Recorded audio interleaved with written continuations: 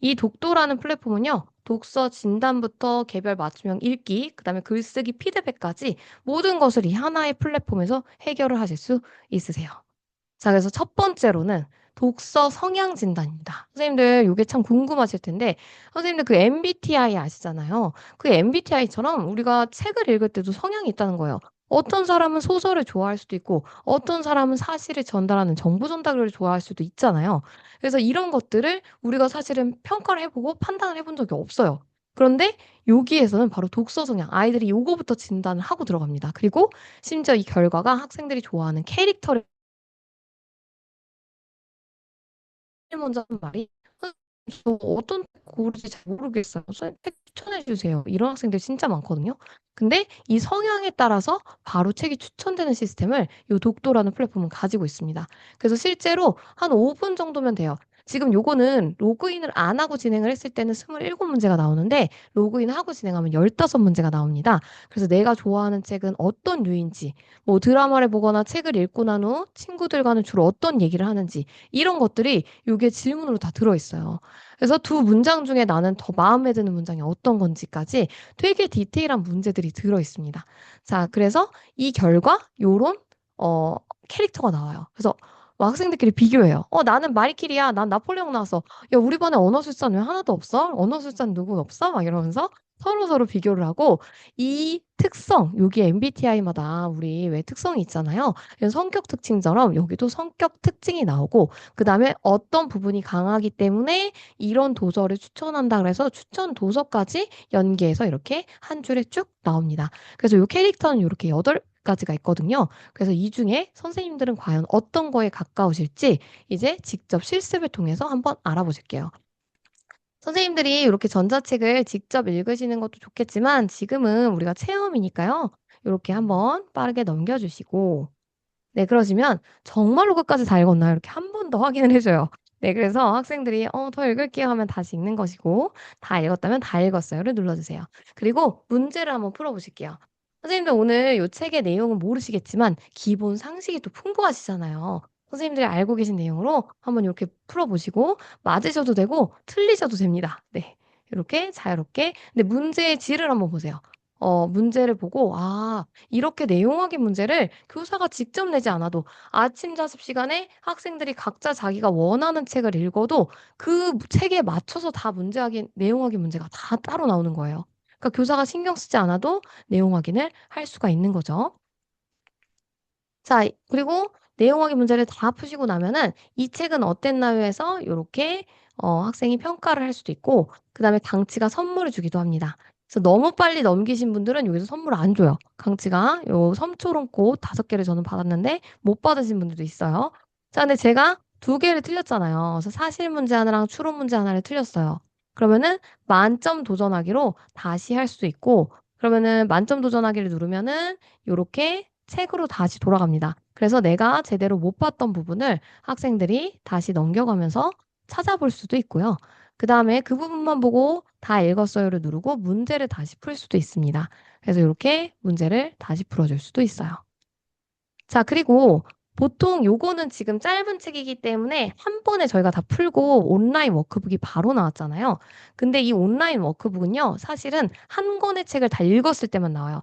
그래서 긴 책 같은 경우에는 내용이 길면 60에서 70쪽씩 얘가 자동으로 분할을 해서 한 번 분할을 하고 문제를 풀고 내용 확인 문제 풀고 두 번째 파트를 이렇게 나눠 줍니다.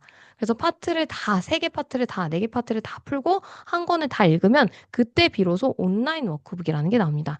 자, 요게 바로 책 읽기의 후속 활동인데요. 요거 한번 눌러 보실게요. 네, 선생님들 지금 온라인 워크북 진입을 해 보시겠습니다. 자, 책을 다 읽으신 분들 다 읽고 문제 확인 문제까지 푸신 분들은 온라인 워크북이 나오실 거예요. 자, 온라인 워크북에서 요거를 선택하실 수가 있어요. 근데 도대체 이 후속 활동이 뭔지 궁금하시다면 미리 보기를 눌러보시면 요렇게 단계적으로 질문이 어떤 질문이 나오는구나 내가 한번 미리 볼 수가 있어요. 그리고 마지막 자유롭게 감상문 쓰기는요. 요거는 지금 자유롭게 그냥 쓰는 거예요. 예, 그래서 감상문을 그냥 일반적으로 쓰고 싶다 하는 학생들은 요걸 선택하고 광고 만들기도 할 수가 있어요. 그래서 관심 끌기부터 책 제목 소개하기까지 단계적으로 학생들이 쓸 수 있게 되어 있어서 사실은 그냥 후속 활동으로 나 광고 만들기 학생들에게 여러 가지 활동을 제시해주고 싶다. 이런 고민들 이제 하실 필요가 없는 거예요. 왜요? 여기에 학습지보다 더 자세히 상세하게 나눠서 단계별로 제시가 되어 있어요. 그러다 보니까 우리가 따로 그 독서록을 따로 만들어줄 필요도 없고 그 독서록의 종류 또한 다양하고 그 독서록을 쓸 때 심지어 이게 단계별로 다 구성이 돼서 시작을 할 수가 있다는 거예요. 그래서 작성 시작을 누르시면 이렇게 단계별로 직접 내가 누구에게 퀴즈를 내고 싶은지부터 시작을 해서 어떤 퀴즈를 낼지 그 퀴즈의 정답과 해설을 쓰는 것까지 모든 것을 다 차례대로 학생들이 내고 나면 이게 하나의 글이 되는 거예요. 그래서 원래 독서록에 학생이 쓸 때는 이런 게 구획화되어 있지 않다 보니까 선생님들께서 이거를 꼭 학습지로 만들어 주셔야 되시고 없으면은 학생들이 어떤 것부터 써야 될지 되게 막막해하고 하잖아요. 근데 여기는 이 막막할 게 없이 모든 게 다 구성이 되어 있어요. 그리고 저장하기 또는 다음을 눌러주시면 되시고 중간에 책을 다시 보고 싶거나 워크북을 바꿀 수도 있습니다. 그래서 내가 하다 보니까 다른 워크북이 더 좋겠어. 그럼 워크북 교체하기를 또 누를 수도 있고요. 그다음에 하다가 중간에 저장도 해주시고 그다음에 다음을 눌러서 이제 최종 작성까지 완료를 하면 됩니다.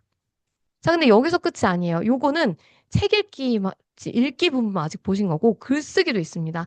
선생님들 교과서에 설명하는 글, 그다음에 뭐 주장하는 글 이런 거 가르치실 때 교과서대로 했는데 학생들이 왜 자꾸 처음 가운데 끝인데 처음 부분을 빼놓고 쓰지? 이런 거 막 고민 많이 하셨을 거예요. 그런 거를 여기서 하실 수가 있어요. 그래서 다양한 글쓰기 템플릿을 제공을 해주고 있고 자, 글쓰기 탐험에 들어가시면 이렇게 레벨별로 단계별로 쭉 진행을 할 수가 있습니다. 자, 그리고 들어가 보시면은 학생들이 글쓰기를 할 때 제일 중요한 단어부터 학습을 합니다. 그래서 여기서 이 글쓰기에서 필요한 단어를 여기서 먼저 학습을 하고 맥락 속에서 이걸 또 이 단어를 선택을 해보고요. 그 다음에 문장 꾸미기라 그래서 꾸미는 말도 글쓰기에서 굉장히 중요하잖아요.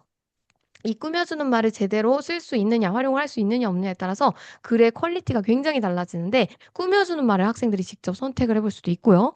자, 그다음에 여기 보시면 글의 흐름에 맞게 순서를 정리를 해보기도 해요. 그러니까 학생들에게 무조건 흰 종이 주고 글 써보세요. 하면 아이들은 너무 막막한 거예요. 근데 이렇게 단어부터 시작해서 꾸며주는 말, 그다음에 문장 배열하기, 그 다음에 이제 글을 써봅니다. 그래서 이 배열을 해서 완성된 글을 학생들이 읽어보고 그 완성된 글의 제목까지 정해보는 이게 근데 그냥 정해진 게 아니고 요렇게 학년별로 다 분석이 되어 있어요. 그래서 우리가 고학년에 갈수록 이제 기행문, 기사문 뭐 이런 것들이 사실은 더 많은 종류의 글들이 나올 수 있게 여기에 레벨별로 다 설정이 되어 있습니다. 그래서 학생들이 그냥 따라가기만 하면 이 다양한 유형의 글들을 직접 써볼 수 있게 다 되어 있는 거예요. 그래서 실제로 독도에는 576편의 글쓰기 완성이 여기가 다 할 수 있게 되어 있습니다. 물론 이제 레벨별로 조금 나뉘게 되겠죠.